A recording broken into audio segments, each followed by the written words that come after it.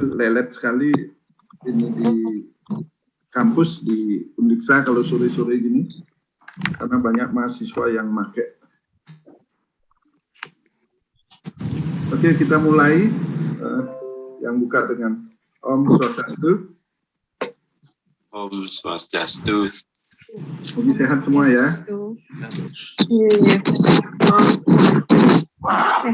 Dan semua sehat dan keluarga juga ya. Oke, minggu lalu kita sudah sampai di perbedaan itu dari paradigmanya ya. Kualitatif dan akhirnya. Nggak tahu sudah lengkap atau belum saya minggu lalu menjelaskan. Ini karena banyak sekali ngajar semester ini jadi lupa 20 kelas yang ngajar semester ini. Ya. Oke. Ada yang mau bertanya sebelum kita mulai terkait dengan perbedaan penelitian kuantitatif dan kualitatif yang sudah panjang lebar juga yang kemarin dari sudut paradigmanya ya. Kalau yang teknisnya kan sudah teman-teman yang menjawab. Ya. Ada yang mau bertanya?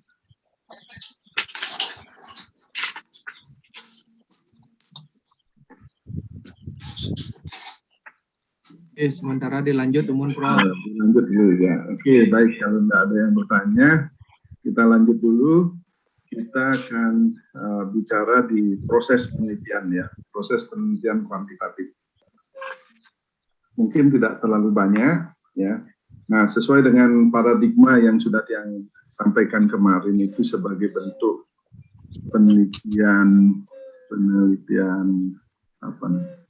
Hipotetiko, tetuko, deduko, hipotetiko, deduko, verifikatif, ya, atau dalam bahasa kita sering kita sebut sebagai pendekatan ilmiah, ya, lawannya itu pendekatan alamiah, ya. Nah, dalam melakukan pendekatan ilmiah, maka penelitian kuantitatif juga punya prosedur tersendiri, ya.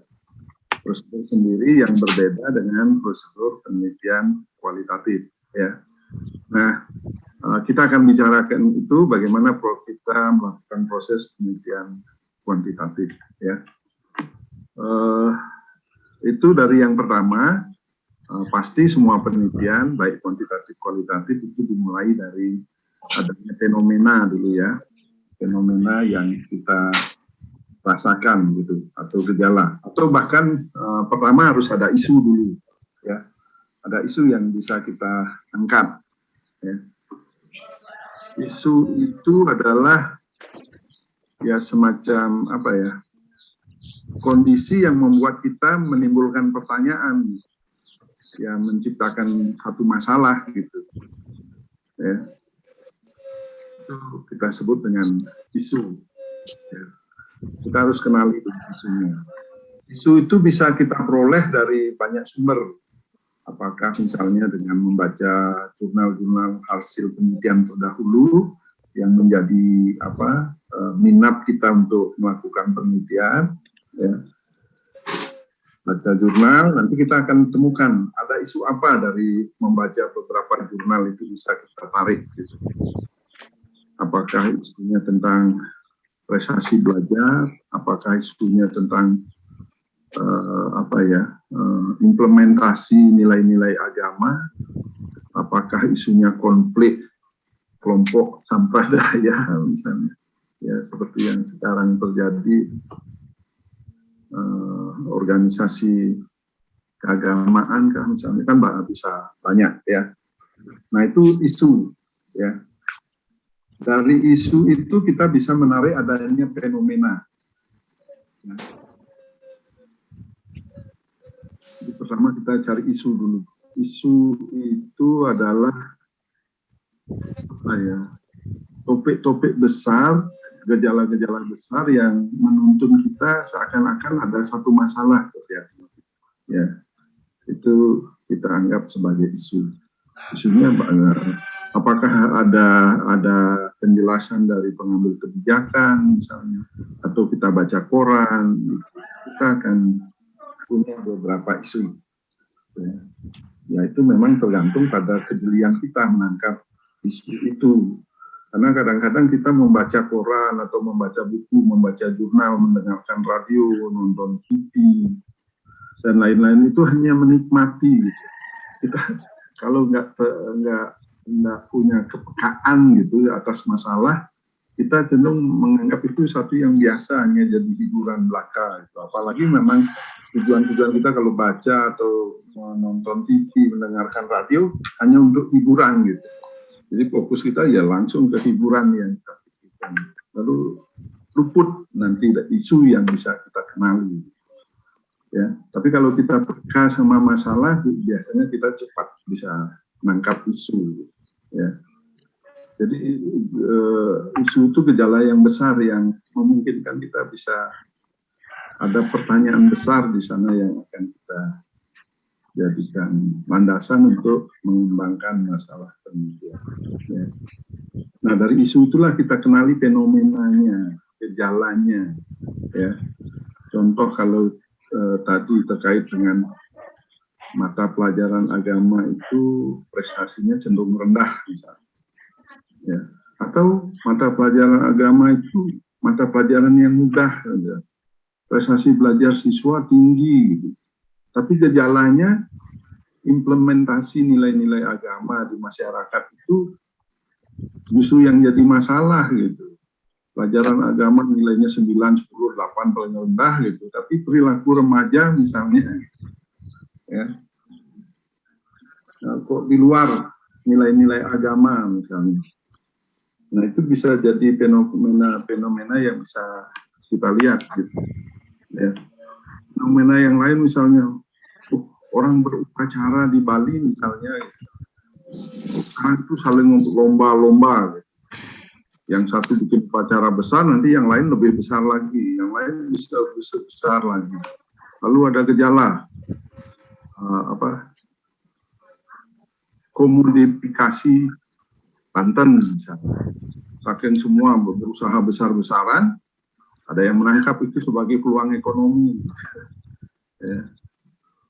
Siapa yang menyediakan bahan-bahan, siapa yang punya kemampuan buat Banten, akhirnya ada unit usaha membuat Banten.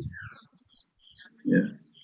Nah itu kan bisa kita lihat gitu, ya, apa fenomena yang terjadi, gejala-gejala yang terjadi. Itu kita harus kenali dulu gitu. Ya. Dengan mengenali itu nanti kita bisa di waktu membuat pendahuluan di proposal kita di penelitian itu. Nah itulah dari isu sampai gejala itulah yang kita paparkan. Gitu. Ya. Yang mana kita tekankan gejala tadi.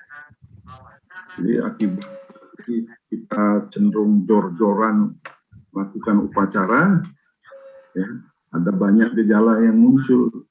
Jadi komodifikasi Banten misalnya. Ya. Ada nggak terjadi? Orang kemudian mengekonomikan kegiatan upacara.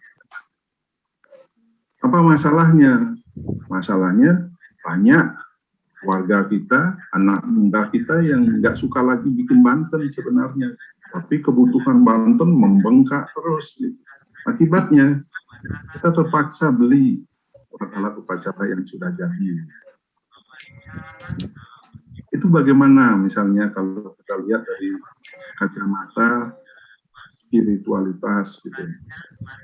Ya. Nah itu beberapa gejala yang bisa kita lihat. Atau sebaliknya, upacara besar gitu. Tapi kok ada kecenderungan masyarakat makin banyak utangnya di LPD juga. Jangan-jangan bikin upacaranya minjam dulu di LPD. Nah, itu berimplikasi apa kemudian? Misalnya. Nah itu bisa kita ceritakan sebagai fenomena. Ya. Apa gejala yang muncul dalam perilaku sosial masyarakat, perilaku sosial keagamaan dalam masyarakat? Itu mestinya kita jeli. Ya. Kenapa sekarang kok ada isu tentang perebutan kekuasaan di PHDI? Itu masalah apa terjadi? Fenomena apa yang terjadi? Apa itu karena PHDI banyak sumber uang sekarang dari Kementerian Agama, ya orang menghalalkan cara supaya bisa masuk kekuasaan PHDI misalnya? Atau ada gejala perebutan kekuasaan kasta sebenarnya? Ya. Nah itu kan bisa kita lihat fenomena apa yang terjadi dari sana. Dari fenomena itulah kita bisa merumuskan masalah penelitian kita. Ya, merumuskan masalah. Nah, rumusan masalah dalam penelitian kuantitatif itu biasanya berlaku hukum sebab akibat. Ya, berlaku hukum sebab akibat. Karena berlaku hukum sebab akibat, maka kita lebih mudah memetakannya gitu. Gejala ini muncul karena faktor apa gitu. Gejala ini muncul, fenomena ini muncul karena faktor apa saja yang terkait di dalamnya. Dengan berpikir begitu saja kita sudah bisa menemukan nanti variabel-variabelnya. Fokus gejala itu di mana, lalu faktor penyebabnya apa saja. Ya. Cuman begitu saja berpikirnya. Apapun penelitian kuantitatif itu selalu berpikirnya begitu.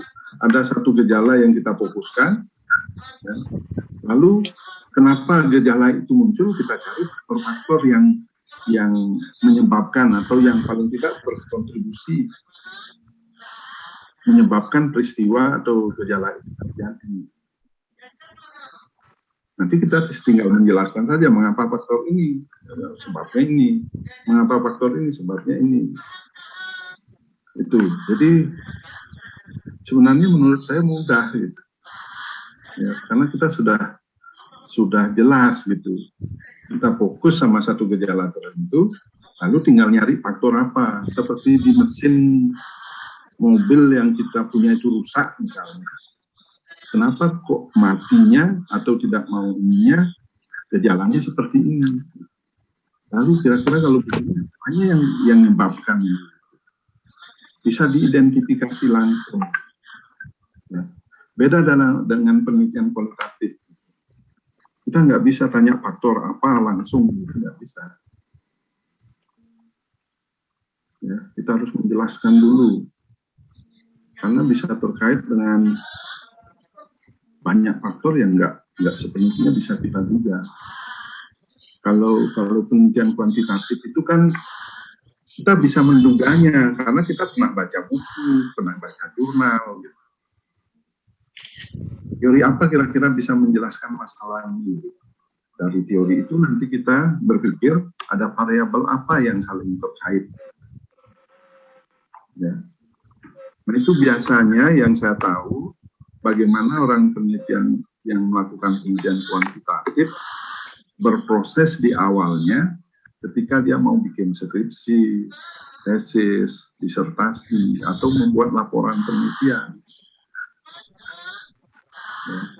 Jadi itu sumbernya pertama harus ada dulu isunya apa, fenomena yang terjadi di isu itu seperti apa, lalu dari sana kita bisa melihat ya, masalah-masalah apa yang terjadi. Dan masalah itu cenderung dalam bentuk hubungan antar variabel. Jadi kita tinggal merumuskan kemudian variabelnya apa saja yang terjadi. Cara menjelaskannya juga harus runtut begitu. Ya. Karena kita mulai dari isu, kan ada sesuatu yang kita fokuskan. Ya. Kita fokuskan. Lalu dari fokus itu kita dapat fenomenanya seperti apa. Ya. Fenomena itu atau gejala itu adalah penunjuk. Ya. Apa saja yang memberi petunjuk pada kita bahwa gejala itu muncul menyebabkan ada isu. Itulah akan jadi fokus penelitian kita. Ya. Fokus namanya. Dan fokus itu dalam penelitian kuantitatif cenderung disebut variabel fokus, variabel terikat, variabel tergantung, variabel dependent. Maka dalam menjelaskan permasalahan di pendahuluan dalam penelitian kuantitatif, variabel terikat itulah yang kita jelaskan dulu. Ya. Banyak salah terjadi cara berpikirnya di penelitian laporan-laporan penelitian kuantitatif. Justru ketika menjelaskan permasalahan di proposal penelitiannya itu mulai dari variabel bebasnya. Tidak, salah.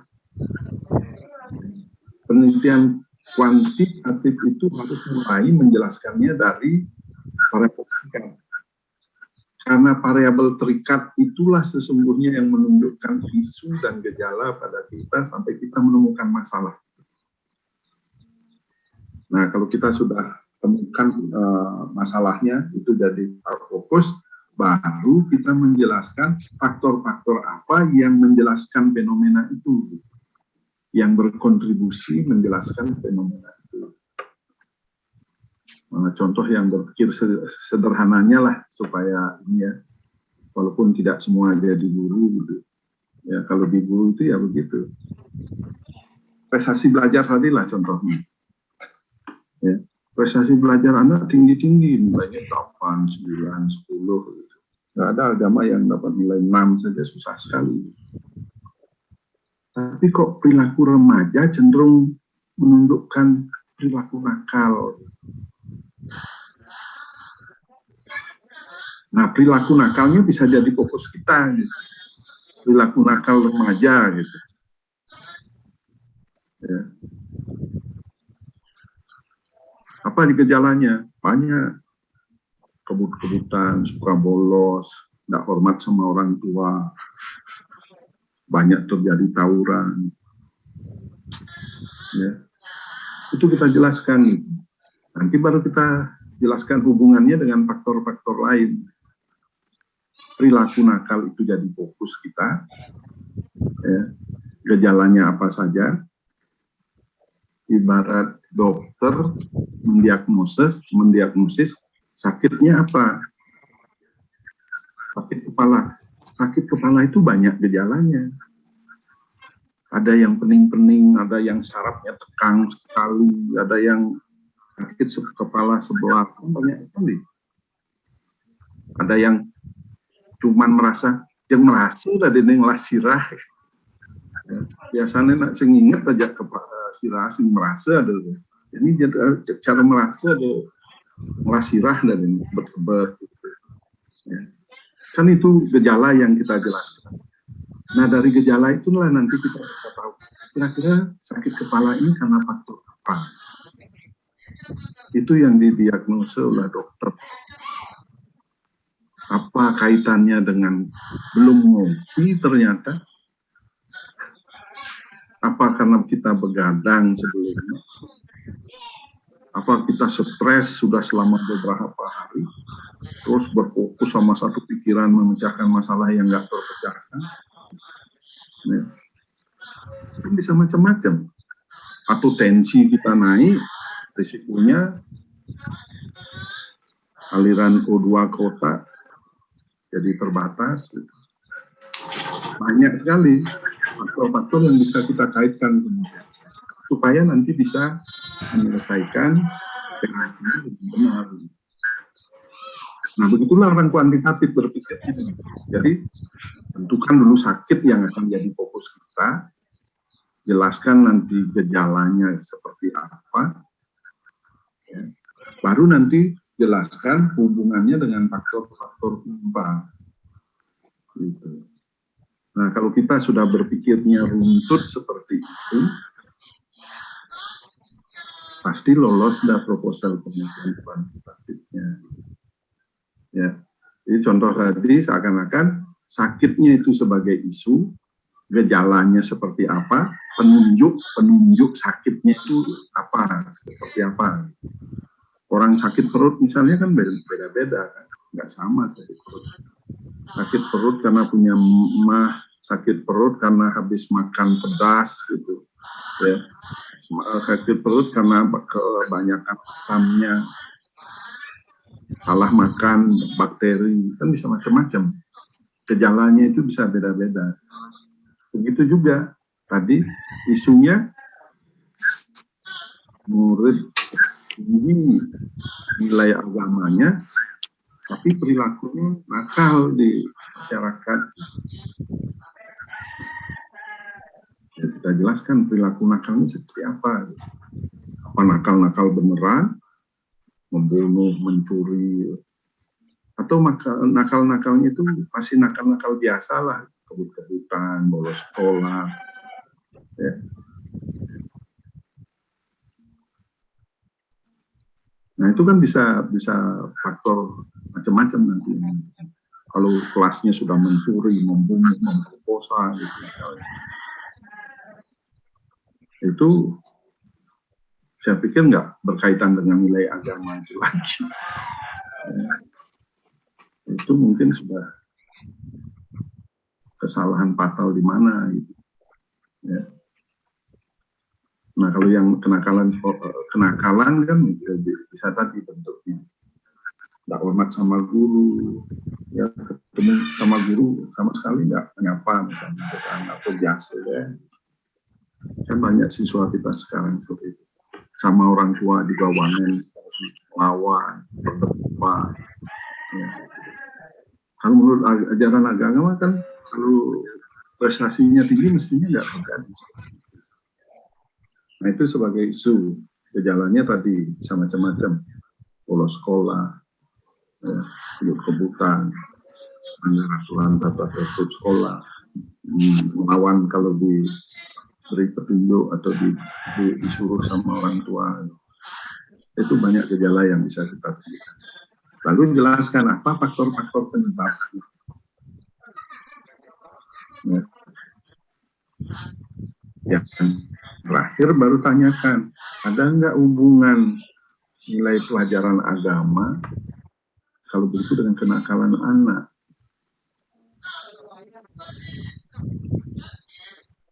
Ya. Apakah kegagalan terjadi pada pendidikan agama di masyarakat? Ya. Pendidikan agama di sekolah sudah berhasil sebenarnya, tapi karena nggak didukung keluarga, masyarakat, pemerintah,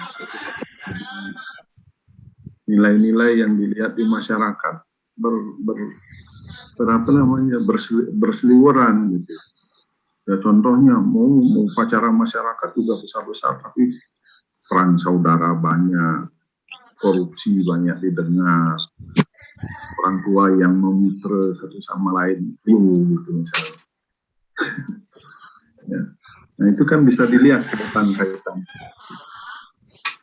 Itu bisa diselidiki, ya. Jadi kita tinggal menentukan itu, nanti tinggal merumuskan kalau kita sudah mengidentifikasi itu semua faktor yang berpengaruh itu, lalu kita batasi dulu. Nggak mungkin kan kita meneliti semuanya, gitu.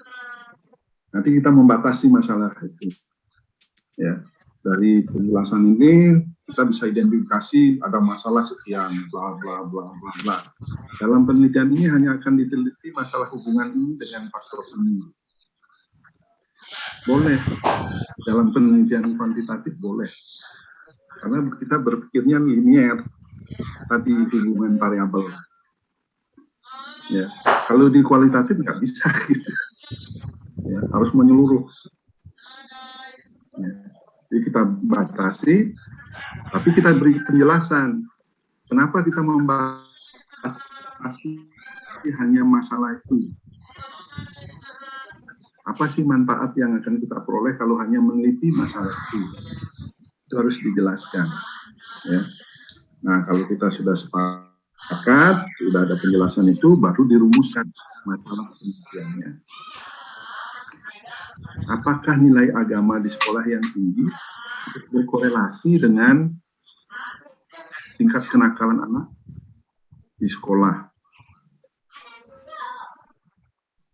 Apakah ada pengaruh pendidikan agama di lingkungan keluarga dengan kenakalan anak di sekolah. Bagaimana pengaruh lingkungan masyarakat, misalnya, dengan munculnya perilaku anak nakal di sekolah. Nah, kita fokuskan itu saja misalnya. Ya. Kemarin saya lupa namanya, ada Widi, itu meneliti secara kuantitatif. Dia nggak ngerti semula gimana caranya Prof supaya bisa saya nyusun proposal. Adik, saya tanya, adik tertarik dengan isu apa di rumah? Ini Prof, di desa lain saya nggak temukan orang-orang di bebetin itu kok suka berupacara, bermaturan gitu hampir tiap hari, bahkan ada odalan besarnya di Pura Prajepati. Oh iya, menarik itu dia bilang. Kalau di desa dia nggak ada orang, bukan nggak ada orang maturan, tapi nggak terlalu, ya nggak seperti masyarakat bebetin itu. Gitu. Orang maturan di Pura Prajepati sambil misalnya ketika dalam pura dalam atau ketika ngaben, nggak ada upacara khusus di Pura Prajepati. Nggak ada orang maturan setiap hari khusus di Pura Prajepati. Nah, sedangkan di bebetin itu perilaku beragama masyarakat itu sangat serius. Bahkan dulunya Pura Prajepati yang biasa-biasa saja sekarang dibangun cukup megah gitu. Dan besar gitu. Dan kalau sudah jalan di Pura Prajepati, para perantau juga ada pada pulang gitu. Seperti ada odalan di pulau-pulau lain. Oh, itu menarik, itu menurut saya betul menarik. Kalau di desa saya dan saya amati di beberapa tempat nggak ada yang begitu. Nah, coba itu diteliti. Ya. Lalu apa isu yang dipilih, yang diangkat jadi fokus? Perilaku keagamaan masyarakat bebetin dalam berupacara di Pura Prajepati. Ya. Itu jadi fokus. Dijelaskanlah itu, ya, di mana masyarakat bebetin melaksanakan upacara maturan di Pura Prajepati itu. Mengapa purunya megah? Dari semula biasa-biasa saja. Dulu katanya tahun berapa itu cuman hanya apa ya, bangunannya hanya satu, sangat sederhana gitu. Tapi sekarang seperti pura besar. Gitu. Nah, itu dijelaskan. Nah, itu berkaitan dengan faktor apa saja. Ya. Itu saya bingung, Prof. Gitu. Maunya saya meneliti kualitatif, menjelaskan itu saja. Gitu. Bagaimana orang apa namanya, bebetin itu perilaku keagamaannya dalam kaitannya dengan upacara di Pura Prajepati. Oh, enggak apa-apa kalau itu saja boleh juga diteliti. Tapi itu nanti penelitiannya deskriptif, saya bilang. Hanya menjelaskan itu saja, fokus itu saja. Boleh, Prof. Tahu saya nggak ada yang larang untuk meneliti itu saja. Tapi biasanya penelitian-penelitian deskriptif itu dilakukan hanya untuk tingkat skripsi. Kalau untuk tingkat S2 dianggap terlalu sederhana. Oh gitu ya, Prof. Coba saja di sini, siapa tahu nanti, itu kan baru pikiran saya. Siapa tahu nanti pembimbing yang lain masih tetap setuju. Dicoba lah gitu. Benar, ternyata nggak diterima. Ini terlalu sederhana gitu, hanya sekedar menggambarkan secara deskriptif. Gitu aja. Coba cari faktor penyebabnya. Mengapa di bebetin itu berbeda kalau dibandingkan dengan desa-desa lain? Apa sih ada yang unik di bebetin itu sehingga menyebabkan perilaku keagamaan maturan beratnya di Pura Prajepati itu cukup tinggi. Ya. Bingung juga dia yang suruh coba lakukan wawancara dulu di sana. Nah, ketemu, Prof, kayaknya memang pengetahuan masyarakat tentang Rajapati di Pura Rajapati di BBTN itu lebih tinggi. Orang sadar sekarang fungsi dan peran Pura Rajapati. Apa betul begitu? Ya itu maunya yang teliti. Oke, lalu apa lagi?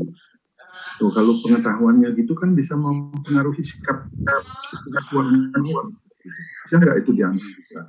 Oh, bagus sekali. Tidak ada pengetahuan masyarakat tentang eksistensi Pura Rajapati itu apa sih sesungguhnya, lalu sikap positif mereka gimana? Ya.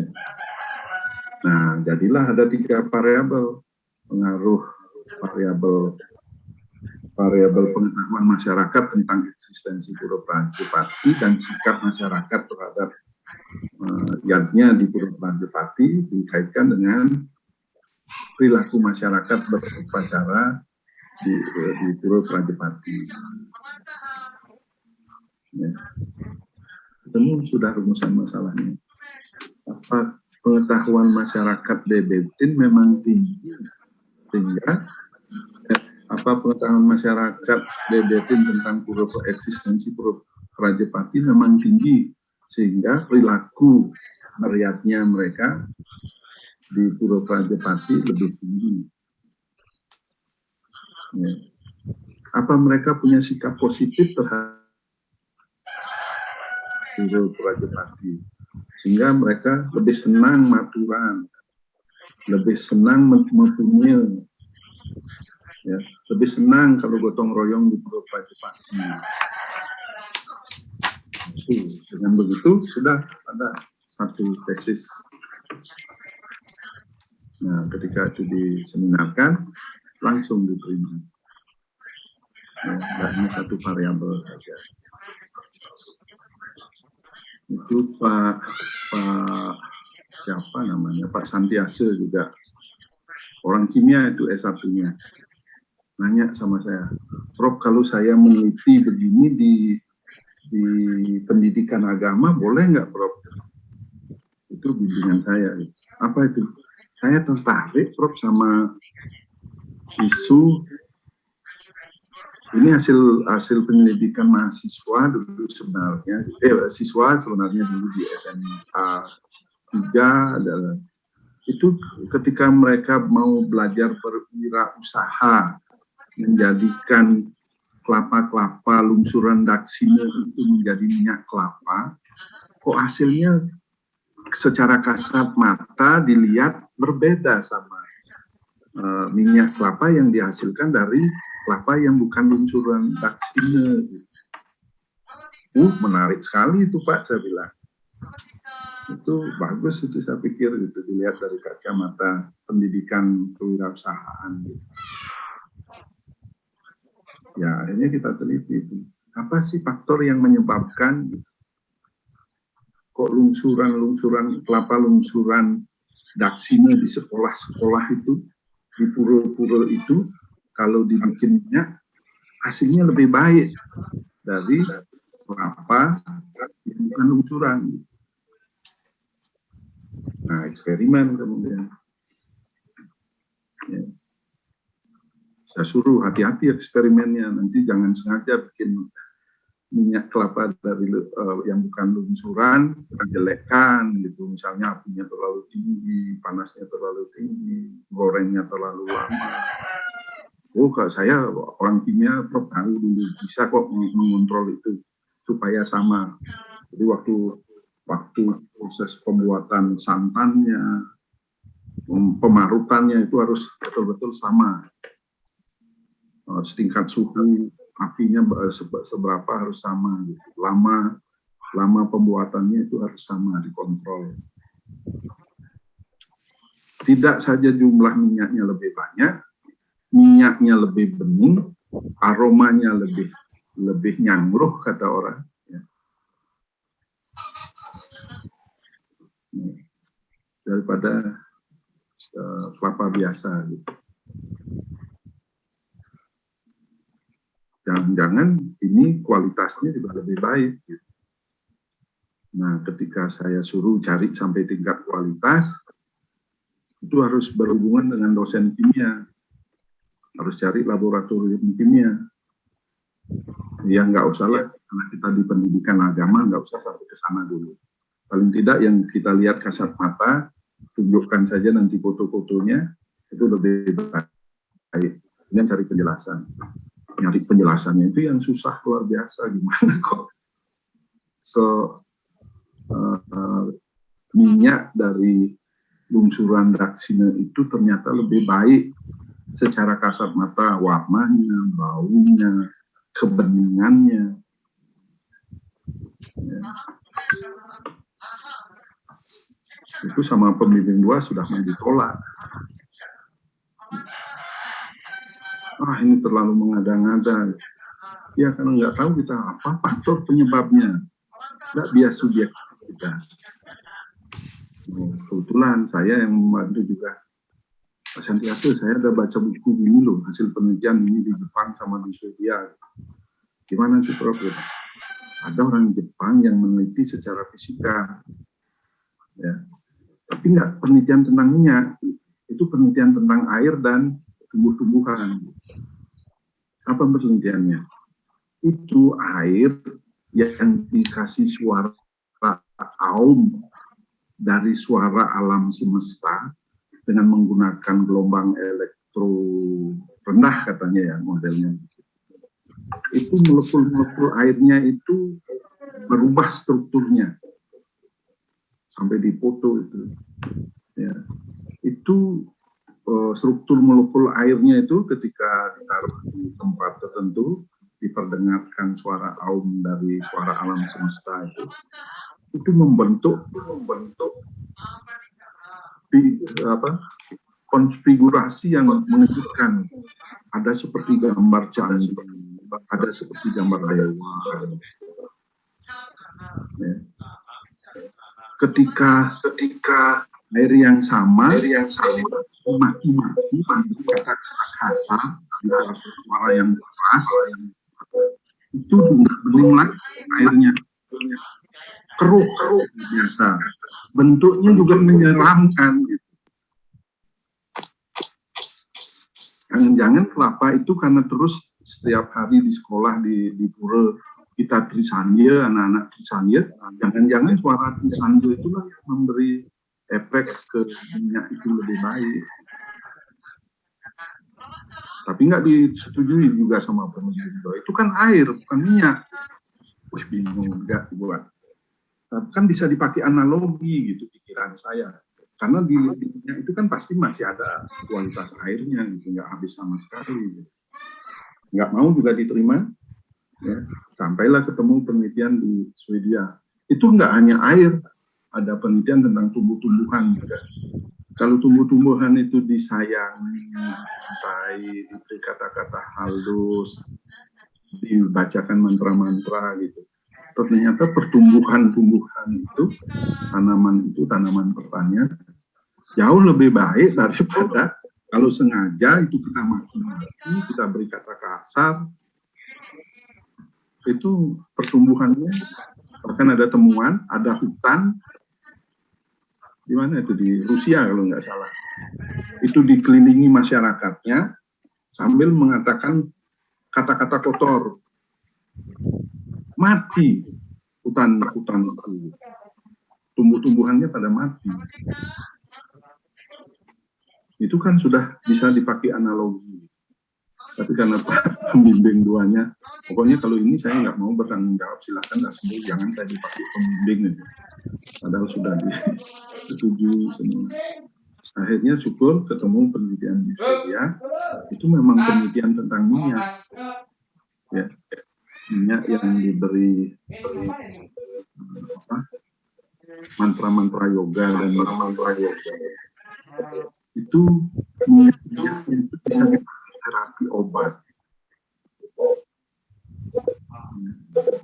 Sedangkan mantra yoga dan itu tidak minyak yang sama. Jadi mantra itu bisa memberi pengaruh ternyata. Apalagi di sekolah itu setiap hari anak-anak disambil. Itu juga kadang-kadang kita mau bukan speaker malah.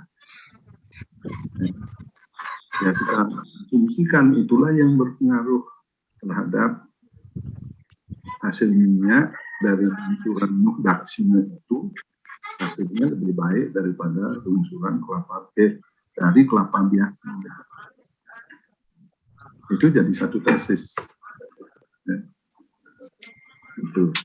Ada yang tertarik sama isu kepemimpinan. Ya. Ada nggak pengaruh kepemimpinan Prof terhadap kinerja guru di sekolah, kepemimpinan kepala sekolah? Gimana itu? Saya tertarik. Prof meneliti ini bisa nggak kepemimpinan Caturnaya Sandi itu kalau itu dilaksanakan dengan baik sama kepala sekolahnya, ada nggak pengaruhnya terhadap kinerja guru di sekolah? Mana kamu mau penelitian ini anak muda nama Kemang Agus? Saya sudah melihat gejalanya Prof di SMA 2. Lingkungan di SMA 2 itu tingkat spiritualitas lingkungan sekolah sama guru-guru muridnya itu lebih baik gitu.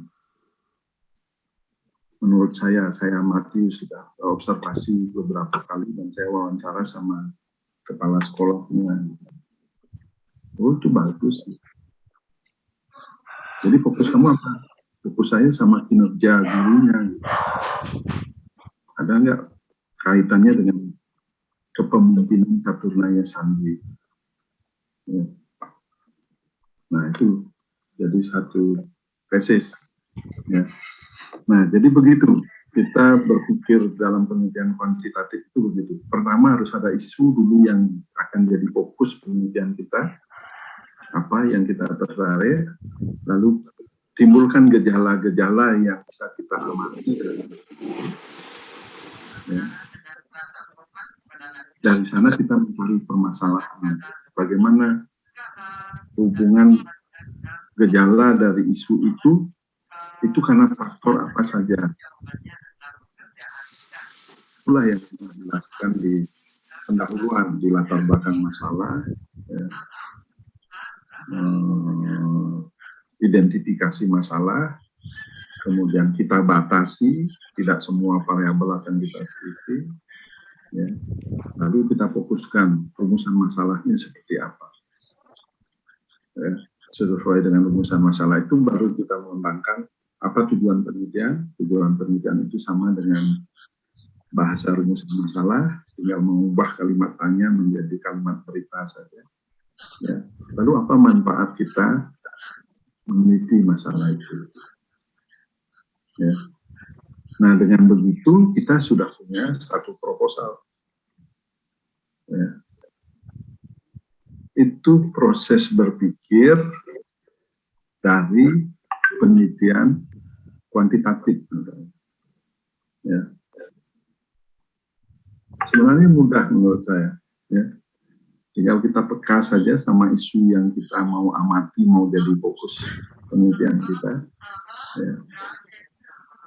Tadi sudah saya beri contoh kenakalan anak misalnya, fokusnya, isunya, lalu jelaskan gejalanya seperti apa, tanda-tanda penunjuknya seperti apa,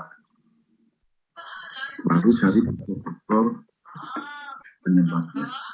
Ya. Nah itu logika berpikir orang-orang kuantitatif di tingkat pertama, ya. Nah cara berpikir seperti itulah kemudian di bab 1 di pendahuluan itu kita jelaskan antara lain satu latar belakang penelitian. Ya. Apa latar belakang? Ya karena tertarik sama isu. Isu itulah yang kita jelaskan. Dari isu itu kita jelaskan gejalanya seperti apa. tahu gejalanya, mencari faktor-faktor penyebab. Ya. Itu latar belakang. Lalu identifikasi masalah. Ya. Kalau latar belakang itu menjelaskan mengapa kita tertarik sama isu itu, ya. Jadi penjelasan itu tentang ketertarikan kita di latar belakang. Mengapa kita tertarik di masalah itu? Ya mau nggak mau kan kita lihat tadi tertariknya dari isu tadi kan, lalu gejala-gejalanya. Ya. Menurut saya itu penting. Kenapa? Ya masalah kenakalan remaja sekarang cukup serius. Yang kalau tidak ditangani lebih awal, ya, itu bisa menimbulkan masalah yang lebih besar lagi. Jangan-jangan tidak hanya nakal, anak-anak akan menjadi jahat. Gitu. Lebih jahat lagi. Masalah ini penting karena gejalanya terbalik. Kok nilai agama makin tinggi?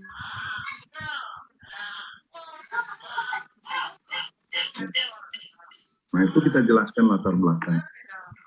Ya. Diidentifikasi masalah itu adalah mengidentifikasi gejala-gejala tadi, apa gejala yang muncul. Lalu berkaitan dengan faktor apa saja gejala itu muncul. Gitu. Ya. Itu kita sebut identifikasi masalah. Jadi menemukan akar masalahnya di mana. Akar masalah itu dari pengenalan gejala dari isu itu. Lalu kita jelaskan faktor-faktor apa yang berkaitan dengan itu. Itu namanya identifikasi masalah. Ya. Saya jelaskan ini karena di pedoman penelitian tesis setelah itu begitu. Jadi habis menjelaskan latar belakang, yang kedua itu mengidentifikasi masalah. Ya. Di latar belakang itu kita cukup hanya menjelaskan mengapa kita tertarik dengan masalah itu. Fokus masalah itu. Ya kita jelaskan dulu kan apa masalahnya, lalu mengapa kita tertarik. Ya tentu kan kita punya alasan mengapa kita tertarik. Tadi kalau masalah kenakalan, kalau masalah ini dibiarkan saja, tidak dicari sumber-sumber penyebab, kita nggak bisa menanganinya nanti, masalah ini makin membesar. Tidak hanya kenakalan, anak-anak mungkin akan menjadi lebih jahat lagi.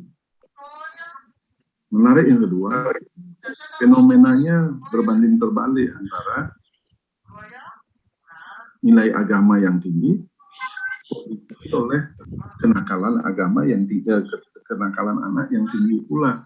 Padahal tujuan pembelajaran agama kalau prestasinya baik kan diharapkan anak lebih baik, lebih taat sama peraturan, lebih taat sama norma, lebih menghormati orang tua, guru, menyayangi sesama teman. Itu gejalanya kok aneh. Ya, menarik berikutnya. Nah kalau ini bisa ditemukan kan masalah kenakalan remaja bisa diatasi. Lalu kita identifikasi apa saja gejalanya dan apa faktor-faktor yang saling berkaitan.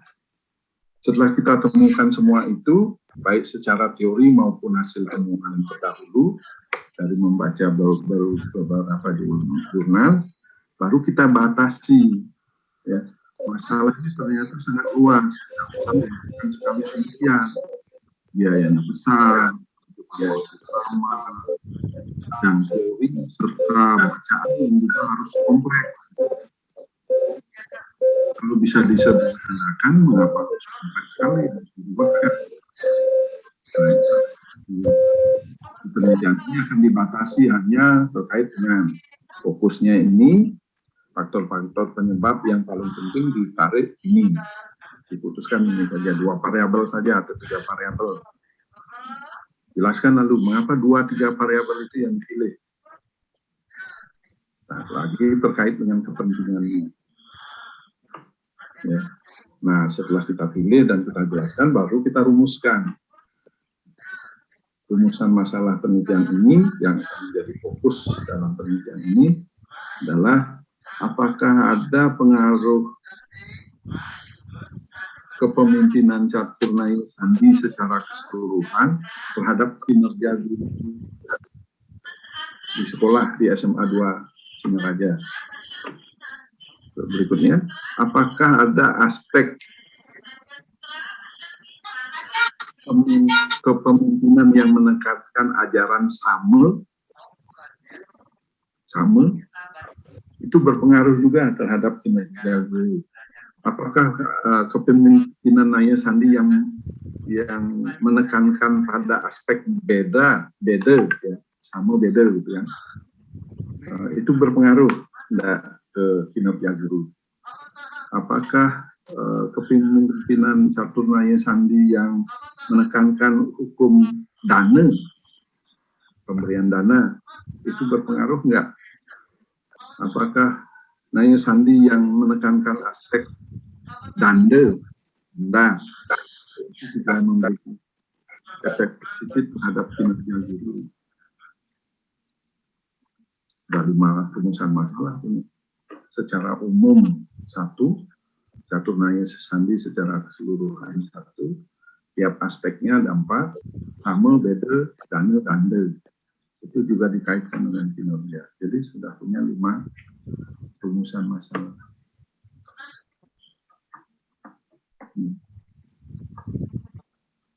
Begitu. Nah, setelah rumusan masalah baru tujuan. Tujuan penelitian ini tinggal menjelaskan rumusan masalah itu saja. Menjelaskan hubungan antara faktor kepemimpinan Catur Naya Sandi secara menyeluruh terhadap kinerja guru. Kedua, menjelaskan hubungan faktor kepemimpinan Catur Naya Sandi aspek nanya sama keyakinan aspek nanya kinerja guru, dan terakhir menjelaskan hubungan faktor kepemimpinan Catur Naya Sandi aspek dana terhadap kinerja guru. Itu tujuannya. Terakhir, manfaat penelitian. Apa manfaat penelitian yang bisa kita petik?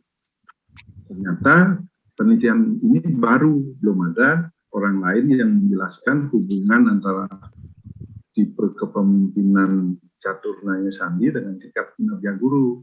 Jadi secara teoritis ini agama itu berkembang. Bagaimana kita bisa mengaitkan ajaran Catur Naya Sandi dengan belum ada penelitian ini. Nanti bisa digunakan oleh kepala sekolah yang lain. Jadi pedoman dalam menerapkan kepemimpinan Catur Naya Sandi di sekolah. Mungkin selama ini orang mengabaikan. Orang hanya berpikir tentang kepemimpinan demokratis, kepemimpinan transformatif, kepemimpinan apa lagi, Dewan Toro misalnya. Ternyata kita di Hindu ada loh tipe kepemimpinan yang disebut dengan Catur Naya Sandi, ternyata itu efektif juga mempengaruhi kinerja guru kalau dilaksanakan dengan baik di sekolah. Nah, itu manfaat. Satu bab untuk proses penelitian.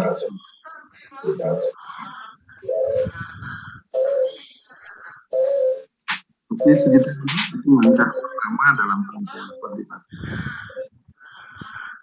Menemukan isu, gejala, masalahnya apa, tujuannya apa, manfaatnya apa. Silakan, ada pertanyaan sebelum saya lewatkan.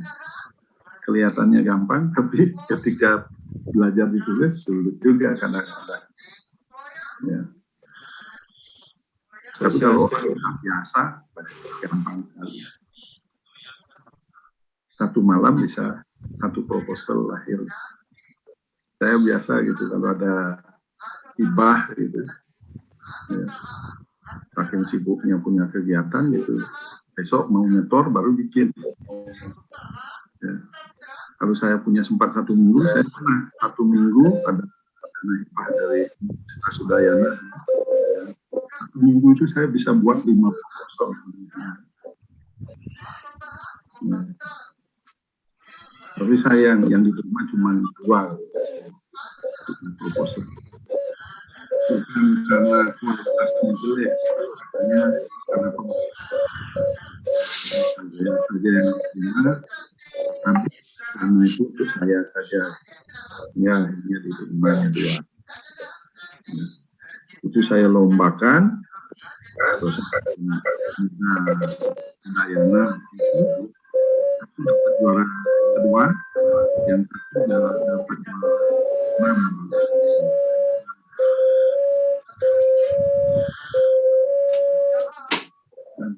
Tapi kalau kita nggak biasa, banyak. Jadi bimbingan saya ada yang sudah sampai 3 bulan, padahal udah saya bimbing sekali caranya. 3 bulan nggak selesai juga proposalnya. Nulis yang pakai waktu Pak, ya. Mungkin cara nulis pertama gitu. Ada gitu. Saya bilang, jangan terlalu dipikirkan salahnya. Itu kalau kita berpikir harus benar sekali jadi, memang di awal itu susah. Saya bilang harus berani jak tulis dan coba kenang, coba macam buku lalu jak apa aja nih kenang dan bisa kita lihat itu saja dijelaskan dulu. Saya selalu begitu supaya kita. Jadi yang nganggu pikiran kita saja. Nanti kalau perlu dukungan pustaka, baru cari. Ini ada pernyataan saya buat begini, ada dukungannya nggak di sumber pustaka. Gitu. Ini ada saya ngomong begini, mengatakan ini ada bukti begini, ada dukungannya nggak di jurnal penelitian. Baru tinggal nanti di bagian bawahnya itu selipkan saja jurnal penelitiannya, selipkan koran yang jadi sumber, selipkan buku. Jadi nggak perlu takut salah. Gitu. Banyak orang berpikir, saya kan harus baca buku dulu. Enggak. Menurut saya enggak begitu.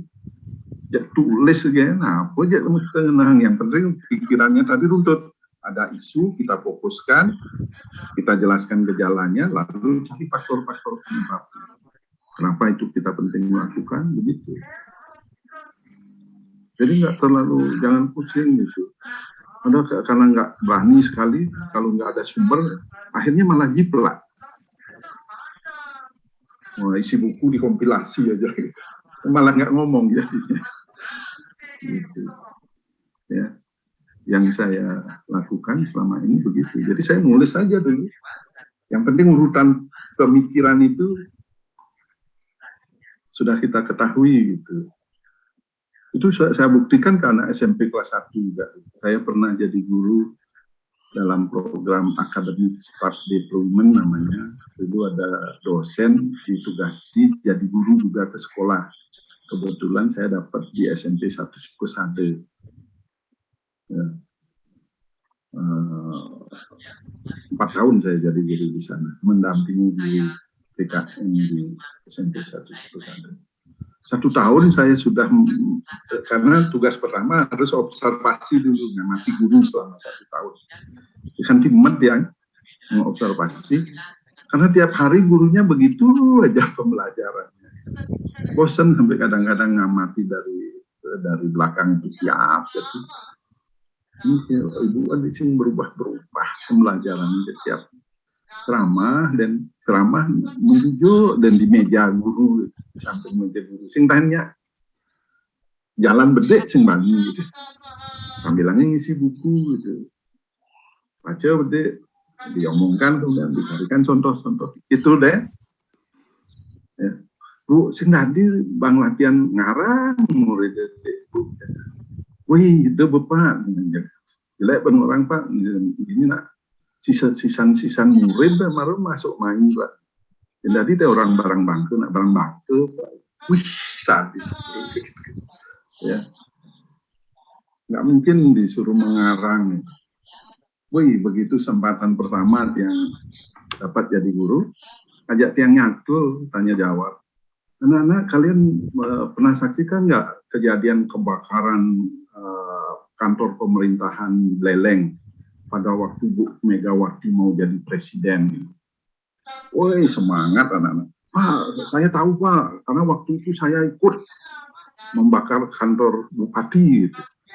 Yang ngemaling komputer 2. Wis, tadi Bani ngemaling komputer. Oh, nak Bapak Tiang masih ngemaling meja 2 Pak. Woi, rame lah kemudian. Ya. Semua bercerita akhirnya anak-anak. Ternyata mereka tahu persis kejadian itu. Dia nggak mulai dari teori, dia dari sana mulai. Lalu setelah mereka cerita semua, anak ngarang yuk tentang kebakaran kota Singaraja, gitu. Kantor-kantor pemerintahan di kota Singaraja. Mau nggak? Mau, gitu. Karena mereka sudah bercerita sendiri tadinya kan. Nah kalau kalian mau, apa yang mau kalian ceritakan di dalam karangan kalian? Oh, kejang nih, Pak, saya mau menceritakan yang tulis di papan. Ada lagi, Pak, cerita ini boleh nggak disampaikan? Oh, boleh, kata. Udah ada 4, cukup, anak-anak ya. Ini saja yang kita ceritakan. Coba kalian buat karangan. Jangankan 1 paragraf, 2 halaman folio ada yang bisa buat. Yang semula gurunya mengatakan nggak mungkin anak-anak itu bisa mengarang. Kenapa mereka begitu? Karena mereka berani nulis apa aja, mereka nggak berpikir tentang salah. Mereka sudah tunjukkan itu dalam secara lisan. Nah kalau itu dibacakan buku, dulu disuruh baca buku, pasti nggak akan berhasil. Ya. Nah setelah mereka mengarang seperti itu, dipresentasikan, mereka kita beri pujian, baru masuk ke teorinya. Anak-anak yang kalian jelaskan kemarin itu ada kaitannya dengan materi yang akan kita jelaskan, Bapak jelaskan sekarang. Kita akan belajar tentang norma dalam kehidupan bermasyarakat dan bernegara. Coba siapa yang tahu berapa ada jenis norma? Siapa yang sudah membaca bukunya? Baru. Gitu. Jadi jangan takut dulu Bapak Ibu diikat dengan buku. Ya, ceritakan saja yang kita ketahui, yang membuat kita tertarik. Karena kalau harus baca dulu, dicatat dulu mana, kan kita juga nggak tahu mana dari sekian buku itu yang harus kita baca. Sampai banyak orang heran kalau ke rumah saya baca buku, perpustakaan saya besar. Wih, Pak, lah bermacam buku muncul. Seakan-akan saya sudah membaca semua buku itu. Oh, enggak begitu. Mengkengken gitu. Kegeneng lah buku gitu, mencing kejang baca. Enggak begitu. Buku itu belum tentu semua saya baca. Itu saya mulai dulu dari masalah.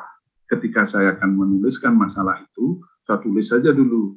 Nanti baru saya cari dukungan. Sudah jelas apa yang saya butuhkan.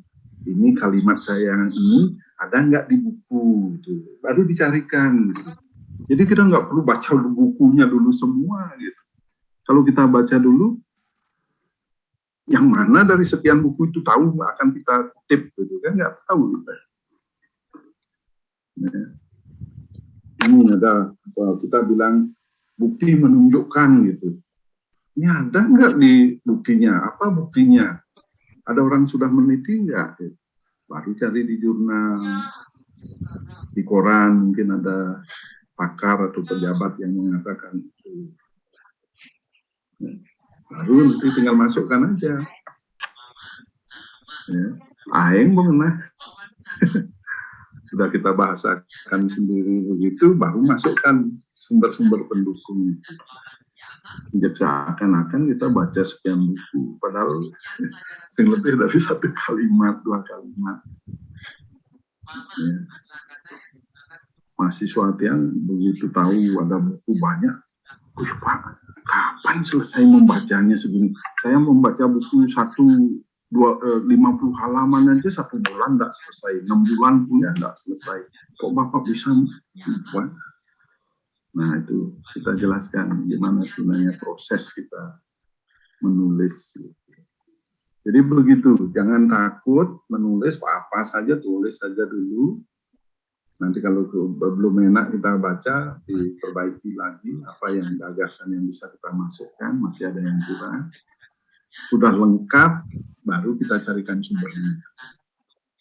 Jangan cari sumber dulu, baru bagus sih kalau bisa itu. Gitu. Tapi susahnya tak ampun akan lama sekali. Nggak mungkin bisa menyelesaikan satu proposal satu malam, satu hari. Ya, bisa 1 bulan, bisa 6 bulan, semua mengerjakan proposal. Ya. Jadi begitu. Yang penting apa yang mau kita ceritakan dan prosesnya bagaimana, berapa ide yang mau kita jelaskan itu sudah jelas. Selebihnya kita sendiri yang tidak usah bahasa yang jelek, jangan dipikirkan. Yang penting dipahami ketika dibaca. Kalau sampai tidak bisa dipahami, pasti coret tim pembimbing. Ini kayaknya mestinya. Gitu. Kan sudah ada pembimbing. Ya. Jadi jangan takut. Bisa kok selesai 1,5 tahun kuliah S2. Kuliah semester 1, semester 2 penuh, semester 3 sambil kuliah, beberapa mata kuliah lagi, kayak tesis.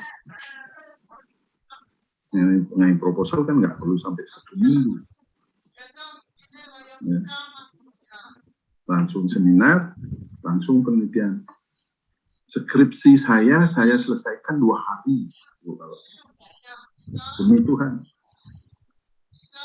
Cuma 2 hari sudah selesai skripsi.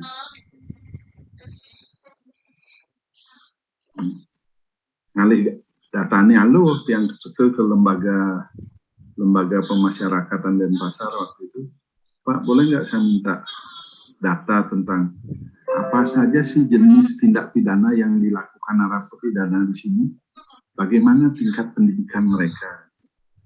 Udah ada 1 dokumen lembar, udah 2 aja. Terima kasih Pak, saya pulang sekarang. Langsung analisis pakai X kuadrat, analisis statistik X kuadrat, sampai 15 menit sudah terjadi, langsung laporan 2 hari pada. Ya, nggak terlalu lama. Kalau penelitian kualitatif baru lama, bisa 6 bulan. Disertasi sekian 2 tahun, 4 tahun baru pelajar. Ya. Tuh, itu enaknya penelitian kuantitatif. Ya, jadi kita bisa cepat. Oke, Izin bertanya, Prof. Ya, silakan. Ya. Ini Prof terkait dengan setelah perumusan masalah nih ke di sebab akibat, Prof. Ya. Sebab akibatnya dan diidentifikasi masalah, Prof. Mungkin yang kasih contoh rencana yang melihat fenomena heroisme Raja Buleleng di Barak Paya Sakti yang lelangit dalam rangka membangkitkan semangat masyarakat Buleleng untuk mencapai keemasan saat itu melalui tari megwak-gwakan, ada konsep saling gizi, ada konsep beliau merupakan salah satu-satunya raja yang tidak punya puri, Prof, hanya punya pemerman atau tempat tidur saja, yang di hari ini yang selalu kepala desa di Desa Panji menjadi PR besar dia untuk menyelamatkan tempat-tempat jejak-jejak sejarah beliau. Mungkin yang sebab akibatnya niki dan identifikasi masalah niki yang mungkin mohon penjelasan, Prof. Sesuai, Prof, waktu yang kembalikan. Kalau Bapak teman-teman meneliti itu dari sejarah, itu agak sangat tidak mungkin dengan pendekatan kuantitatif. Kecuali nilai-nilai sejarahnya diteliti di masyarakat sekarang. Ya. Jangan meneliti sejarahnya. Kalau meneliti sejarahnya pasti kualitatif. tapi meneliti nilai-nilai yang diwariskan Raja Panji Sakti dulu masih dihayati nggak sama generasi muda kita sekarang, tersosialisasi dengan baik tidak? Itu mungkin gejala yang bisa kita amati. Bagaimana kecenderungan nasionalisme misalnya, atau heroisme masyarakat Buleleng terkait dengan nilai-nilai yang diwariskan oleh Raja Panji Sakti. Masih ada nggak itu? Atau hanya cuma cerita sejarah? Ya. Nah, nanti kalau bisa meneliti itu, nanti bisa fokuskan ke pembelajaran tentang nilai heroisme, kepahlawanan misalnya, atau nilai nasionalisme, atau nilai kepemimpinannya justru. Kepemimpinan Raja Panji Sakti itu. Yang mana mau kita lihat? Nah, bagaimana nilai itu dikaitkan? Apa faktor yang menyebabkan masyarakat kita misalnya lemah atau malah tinggi di nilai-nilai itu? Apa pengetahuan sejarahnya yang kurang? Atau pengetahuan agamanya yang kurang? Karena nilai-nilai itu terkait besar dengan nilai-nilai agama Hindu misalnya. Atau minat orang belajar sejarah sekarang itu rendah, misalnya. Bisa kita kaitkan dengan faktor-faktor itu. Ya. Jadi memadukan nanti penelitian pendidikan sejarah dengan pendidikan agama. Karena terkait dengan nilai-nilai yang diwariskan oleh Raja Panji Sakti. Ya, Tiang pernah ke pemeraman ide, sembahyang di sana. Kami dari Yayasan Panji Sakti. Ya, Tiang lihat memang penghargaan masyarakat terhadap jasa beliau itu rendah sekali. Ya. Ya. Kita aja di Panji Sakti yang pakai nama Panji Sakti, penghormatannya ya hanya itu ketika odalan atau ketika apa itu kita sembahyang ke sana.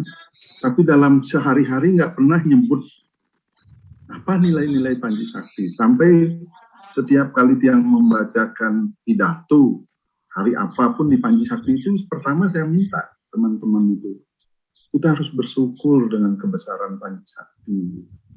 Kita harus menghormati beliau.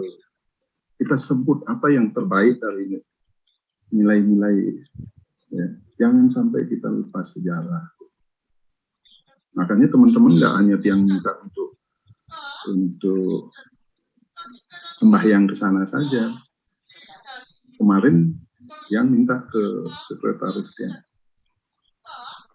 Pak, di pemeramannya ide ini udah musuh sekali kelihatan dia. Bisa nggak kita bantu, kita ini kan sedikit gitu. Itu sebelumnya belum pernah dilakukan. Ya, prihatin betul Tiang dengan. Nah, kalau ada yang mau meneliti itu, bagus itu, nanti bisa jadi buku yang bisa besar sekali loh. Nilai-nilai sejarah yang diwariskan beliau. Nah, itu gimana penghayatan, pemahaman kita tentang sejarah beliau. Itu bisa diteliti. Kalau kita meneliti itu, kita bisa lakukan pendekatan kuantitatif. Ya tadi, apakah nilai heroismenya, kepahlawanannya, nilai perjuangannya, nilai kepemimpinannya, misalnya.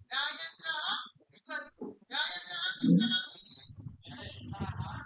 Atau nilai agamanya justru sampai beliau disebut Raja Panji Sakti. Ada kata sakti. Sakti di sana apa sih sebenarnya maknanya? Ide moksa, ya? Ide langit itu moksa karena itu yang jadi ini. Ya. Nah, itu yang kira bisa angkat gitu. Kaitkan nanti dengan kesiapan masyarakat, faktor apa yang menyebabkan mereka masih ingat, mereka menghayati, mereka meneruskan nilai-nilai perjuangan itu.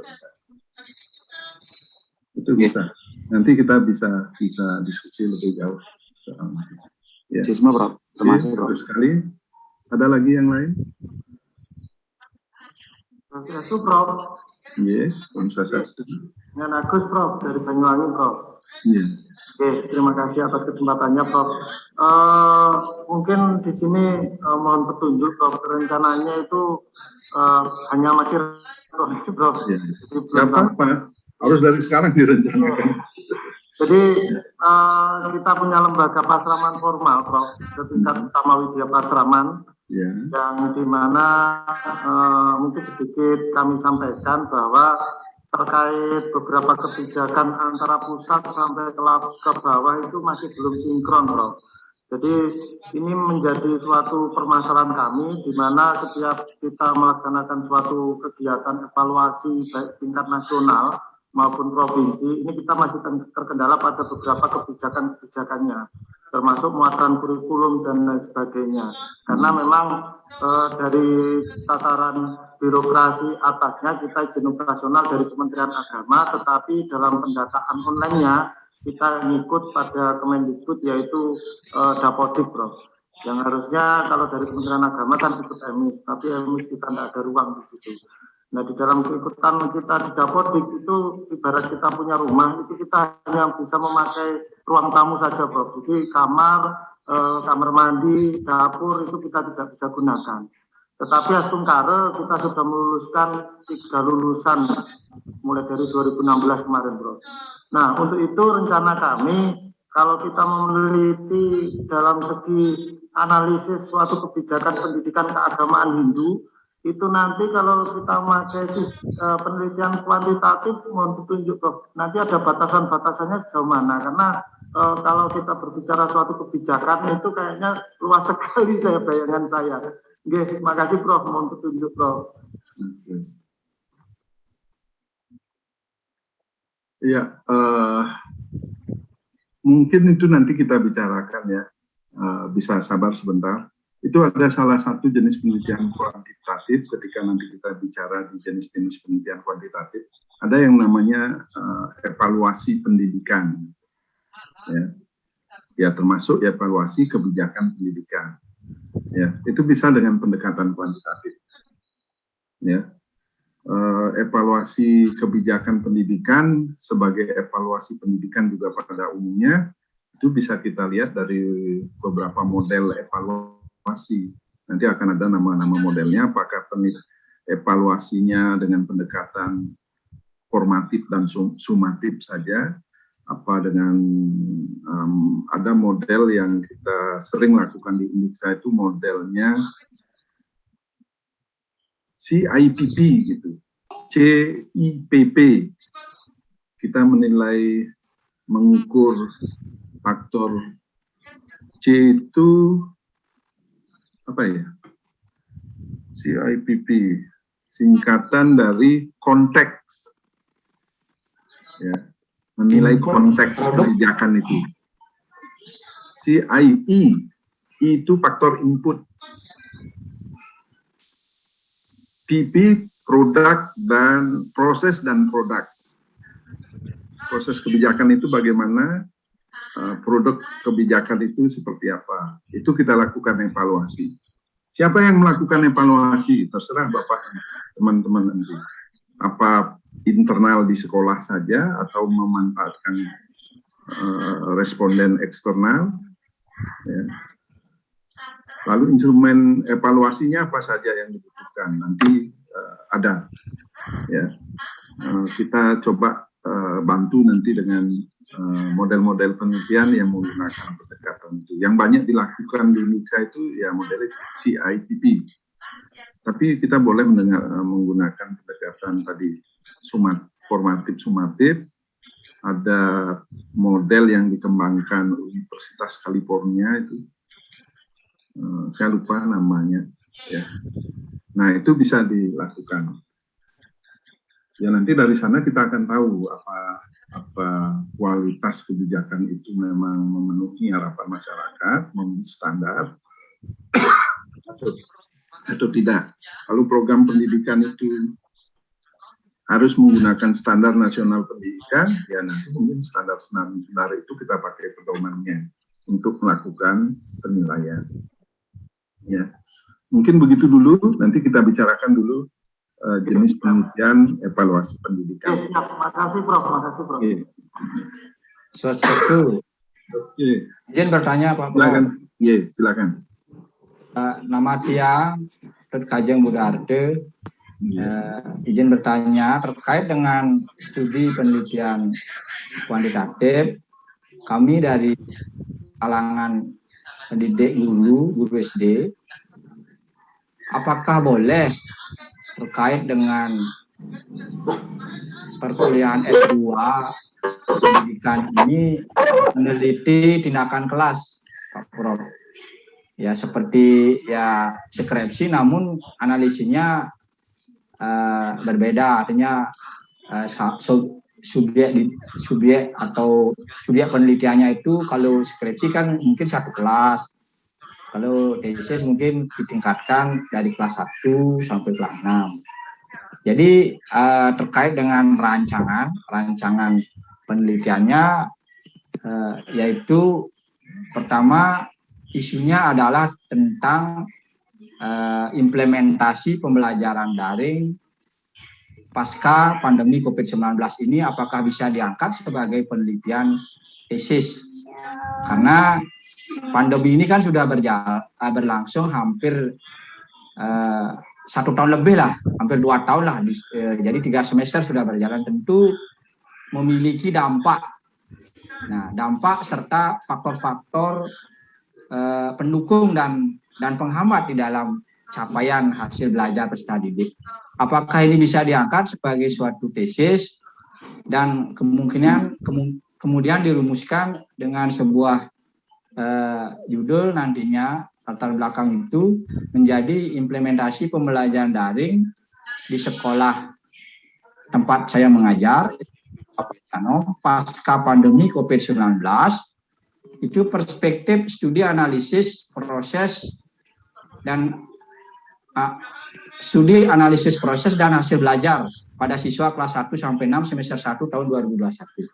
Mungkin itu yang bisa tanyakan, waktu kami kembalikan. Terima kasih. Ya, bagus sekali, luar biasa itu. Fokus masalah yang bagus sekali kalau itu bisa diangkat.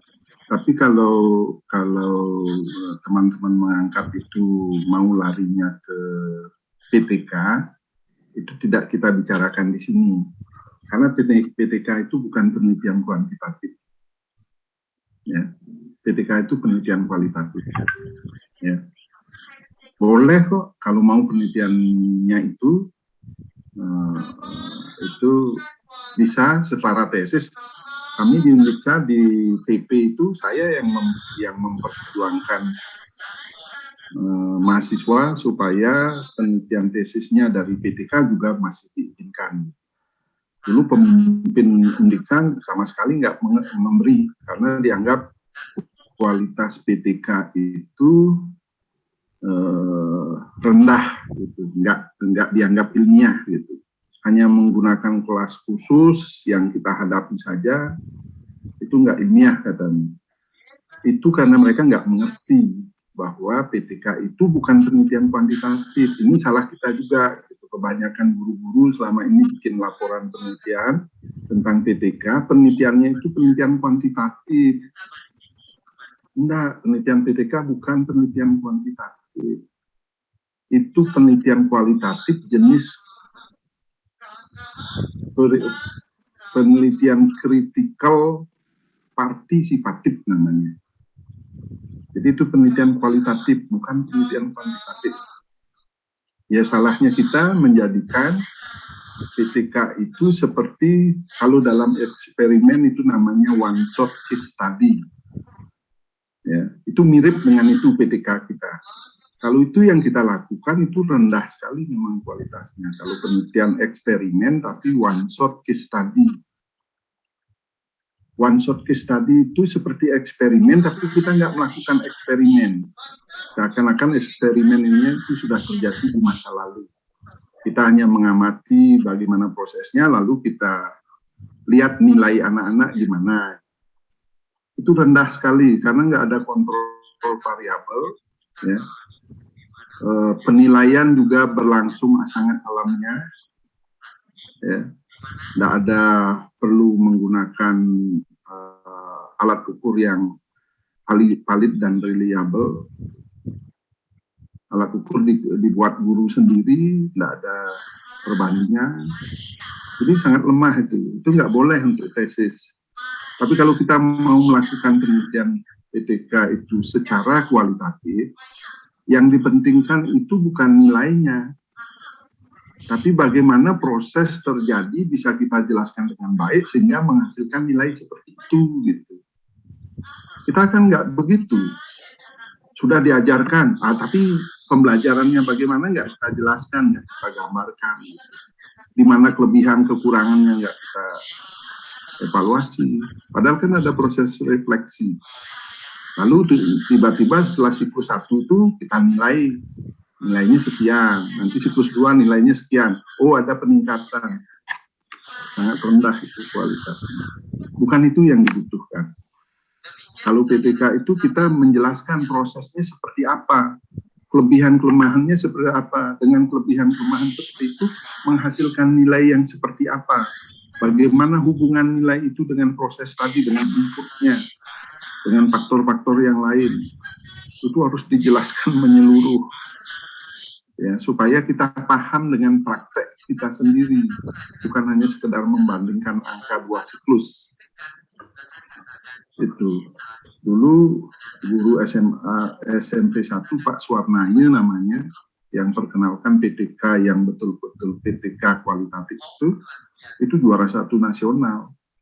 Saya yakin kalau yang biasa dilakukan guru itu hanya membandingkan hasil siklus 1, siklus 2 itu, jangankan bisa masuk juara,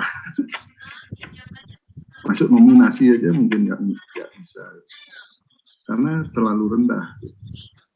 Dulu ada mahasiswa yang di skripsi aja itu, orangnya pintar sebenarnya, gitu.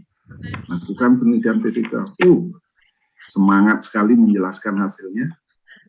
Ya, dia katakan dengan sangat yakin bahwa pembelajaran ini mampu meningkatkan prestasi belajar siswa dari rata-rata 6, sekian menjadi 8, sekian. Wah, udah yakin sekali. Dia nggak memperhatikan kenapa kamu bisa yakin. Udah guru nih, udah guru orangnya di kelas S1 penyetaraan. Tapi anak muda, gimana kamu kok yakin sekali pembelajaran kamu hebat bisa meningkatkan dari rata-rata 6,2 sampai 8,7 hanya dalam waktu 2 siklus? Saya kok nggak percaya. Oh, dia coba jelaskan, saya sudah begini. Hanya 2 kali kamu lakukan pembelajaran sehebat itu. Sehebat apapun kamu mengajar, saya nggak percaya peningkatannya segitu. Kamu sadar nggak kesalahan kamu? Enggak, apa itu? Kamu tes pertamanya pakai tes apa? Tes isi. Tes keduanya objektif. Gimana kamu membandingkan hasil tes isi sama objektif? Jangan-jangan tes isinya kamu buat sulit, tes objektifnya kamu buat mudah-mudah. Gitu, sekan meningkat gitu. Itu nggak fair, nggak boleh begitu gitu. Baru, gitu. Iyalah. Ya. Ada mahasiswa S2 juga saya beri gitu. Dia bingung gitu. Siklus pertamanya sudah 8,3 rata-ratanya. Dia sampai ketakutan bisa meningkat lagi enggak ini. Siklus keduanya malah 4, sekian gitu. Maret lah belum ngetes. Prof, apa ini mengkado, Prof? Saya kok dapat nilai malah jadi rendah gini, gimana? Saya jelaskan, enggak, gagal PTK saya. Saya nggak tahu, kamu nggak nunjukkan saya gimana prosesnya terjadi, kan sudah saya suruh prosesnya gimana. Enggak saya videokan, enggak saya foto, ya gimana? Coba kasih tahu saja, coba gimana dia memberikan tugas apa itu? Tugas ke anak-anak dalam bentuk pertanyaan. Ya. Nah, mula-mula dia buat begini pembelajaran IPS-nya. Jadi sebelum melakukan pembelajaran, anak-anak disuruh baca buku, lalu membuat pertanyaan. Dikasih contoh lah, bentuk pertanyaannya seperti apa gitu. Nah, karena ada contoh kan anak-anak bisa membuatkan, oh contohnya begini. Ternyata pertanyaannya itu tingkat kesulitan sudah cukup memadai untuk anak segitu, karena diberi contoh pertanyaannya. Nah, ketika diberi tes, pertanyaannya seperti itu juga kan gampang siswanya menjawab. Tuh, yakin dia sudah baik jadinya. Nah, di keduanya siklusnya, anak-anak disuruh bebas sendiri buat pertanyaan. Tuh, kalau anak-anak bertanya kan biasanya yang sederhana, siapa, kapan, di mana, tahun berapa, gitu pertanyaannya. Nggak ingat lagi sama contoh minggu lalunya anak-anaknya. Oh, dikasih pertanyaan bebas, nggak dikasih contoh. Jadi seperti itu. Lalu pertanyaan tesnya, pertanyaan esai seperti yang minggu lalu, gitu. Kan jelas nggak bisa jawab, jatuh jadinya anjlok, gitu. Itu yang belum, bukan murid kamu yang belum. Gitu. Ya. Nah, PTK yang begitu nggak bisa bagus dipakai. Jadi jangan sekedar membandingkan hasil siklus 1 dan siklus 2. Mestinya kita sadar dengan diri kita. Loh, sudah semula baik dengan sebegitu, kan kualitas pembelajarannya harus lebih kamu langsung ngasih kebebasan sama murid kamu, bikin orang anak-anak biasa cuma tanya kapan, siapa, di mana gitu. IPS kan biasa pertanyaannya cuma gitu aja.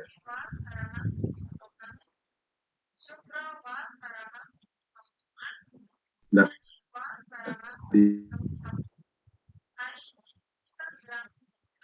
dikasih contoh mengapa karena itu kan ngerti akhirnya. Jadi kedua enggak begitu, jelaslah anjlok. Kamu enggak jadi lebih baik akhirnya dengan PTK ini. Sampai kamu sendiri enggak tahu kenapa hasilnya seperti itu. Lalu saya sudah mudah menduga karena kamu kasih kebebasan. Ini contoh pertanyaan muridnya begini. Kamu kasih tes yang kualitas tesnya lebih tinggi gitu. Ingin nggak nyawa gitu, kengkenan saya ngancur. Ya. Mestinya ditingkatkan lagi kualitas pertanyaannya supaya anak-anak bisa lebih berpikir tingkat tinggi. Nah, itu yang begitu biasanya nggak disadari karena hanya berpikir cuma mau membandingkan hasil siklus 1, 2, dan 3. Jadi itu khusus untuk PTK nanti di apa namanya? Penelitian kualitatif. Di kuantitatifnya lebih baik nanti kita bicarakan untuk eksperimen, penelitian eksperimen. Pakai itu penelitian eksperimen. Ya, Bapak, Ibu, teman-teman nanti bisa melakukan eksperimen di 2 kelas. Jadi 1 kelas nanti pilih aja, beri pembelajaran konvensional tatap muka, ya. Ya minta izin sama kepala sekolah dikasih masuk konvensional. Satu kelas diminta dengan daring. Kalau nggak punya 2 kelas di 1 sekolah, pakai 2 sekolah, nggak apa-apa. Ya, asal tes dulu. Anak yang ikut itu punya kesetaraan nggak nilainya di awal. Kalau enggak, kita kontrol itu kemampuan awal anak, nanti kita kontrol. Nanti kita di penelitian eksperimen. Ya, kita berfokus pada hasil belajar anak, nggak apa-apa. Jadi fokusnya itu di masa pandemi ini misalnya cenderung rendah gitu. Apa sih yang menyebabkan? Salah satunya karena pembelajaran daring yang kurang efektif misalnya. Nah, kita bisa tanyakan apakah pembelajaran daring menggunakan WA, menggunakan Zoom atau Google Meet itu bisa dibanding-bandingkan nanti. Gimana efeknya terhadap hasil belajar agama khususnya. Apalagi kalau teman-teman ada yang punya platform e-learning misalnya. Nah, itu kita eksperimenkan mana yang lebih baik pengaruhnya. Yang konvensional, tatap muka biasa, atau bisa daring lewat WA misalnya, atau daring lewat Zoom, atau Google Meet misalnya. Nanti kita bandingkan hasilnya dengan mengontrol variabel tertentu. Nanti bisa itu dilakukan secara kolatif. Jadi boleh, itu bagus, penelitian yang bagus. Kita mengeksperimenkan dampak dari pembelajaran daring terhadap hasil belajar agama anak di sekolah. Ya. Apa pembelajaran daring itu memang bisa lebih efektif dari pembelajaran konvensional atau malah lebih buruk? Gitu. Ya. Itu bisa setingkat tesis. Ya. Tapi eksperimen, dan eksperimennya terkontrol. Nggak boleh yang one shot case study tadi. Ya. Kita mengeksperimenkan pembelajaran daring tertentu, kita belajarkan di satu kelas, lalu kita lihat hasilnya, kita lihat nanti hasilnya, itu nggak boleh. Kalau untuk tesis, itu nggak boleh. Ya. Harus ada kontrol. Apakah kontrolnya kita menggunakan 2 kelas paralel, ya. Apakah jenis kelamin anak misalnya juga dikontrol, pengetahuan awal anak juga dikontrol, ya. Minat anak terhadap IT juga dikontrol. Jangan-jangan karena nggak suka IT dipaksa pakai daring malah nggak becus. Ya. Tapi yang suka sama IT, ya justru lebih senang pembelajaran daring. Ya, itu kan faktor yang berpengaruh. Itu kita kontrol atau kita buat itu sebagai variabel moderator istilahnya. Nanti kita bicarakan di jenis penelitian eksperimen. Ya. Tapi sebagai satu isu yang mau diangkat tentang dampak atau pengaruh pembelajaran daring terhadap hasil belajar agama itu bagus, bisa dipakai.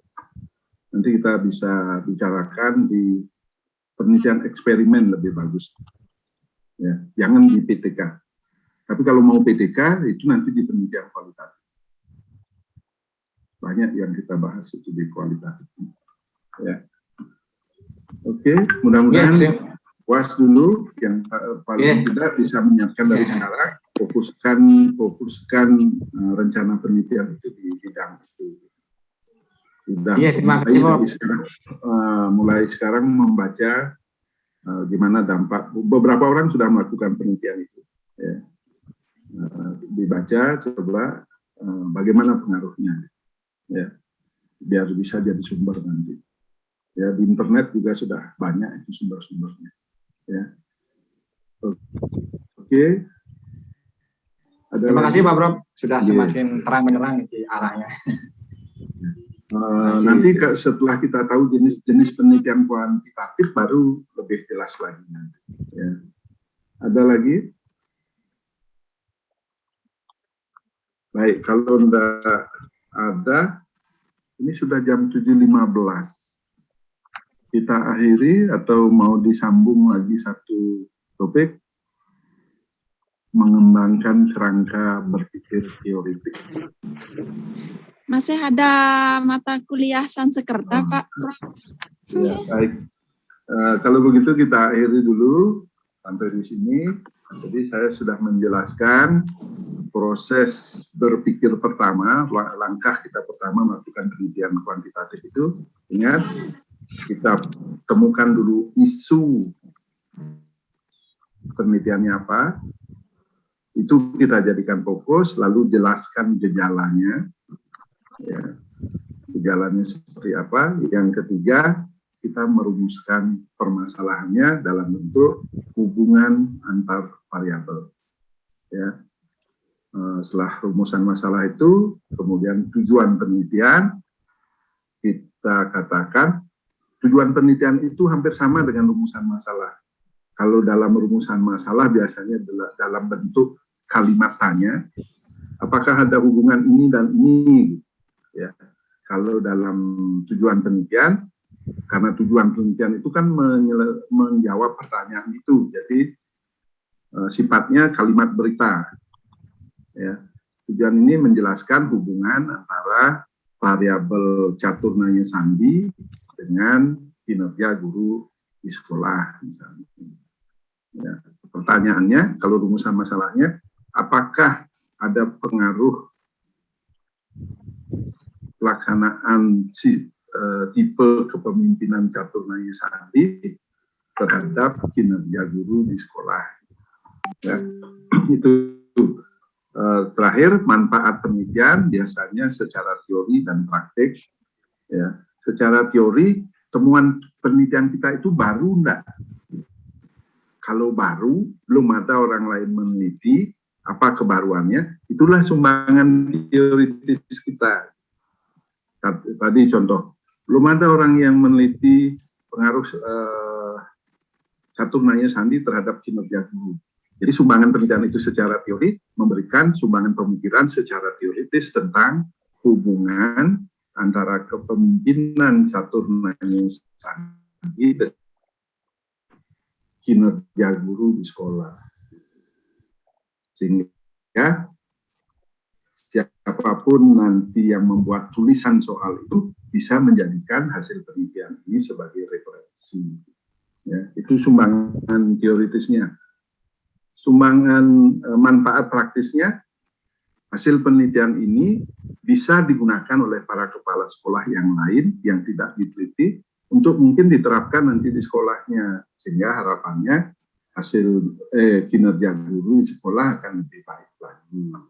Ya, itu namanya manfaat praktis. Bagaimana kalau ilmunya itu dilaksanakan di tempat lain? Manfaatnya ada enggak? Ya, oke, itu penjelasan saya tentang langkah pertama penelitian kuantitatif. Ya. Di langkah kedua, mungkin teman-teman bisa menyiapkan dari sekarang, itu mengembangkan kerangka berpikir teoritik. Ya. Jadi setelah kita punya masalah, kita harus mengembangkan dulu kerangka berpikir teoritik kita untuk menjawab masalah itu seperti apa. Ya. Nah, itu akan kita bahas minggu depan. Ya. Oke, Nike saja dulu, mudah-mudahan bisa memberi ya paling tidak pengetahuan awal. Ya, harapan saya teman-teman sudah belajar mulai menulis di bab pendahuluan untuk berpikir tentang permasalahan. Ya, ya, yang tutup dengan salam Santi, Om Santi, Santi. Om. Terima kasih, Om. Rajan Murni, dan terima kasih atas kontribusinya juga, partisipasi di kuliah ini luar biasa. Lebih baik dari kelas-kelas sebelumnya, biasanya sepi sekali. Tidak ada, ini sudah dari awal sudah mau berpartisipasi. Luar biasa, mudah-mudahan minggu depan juga.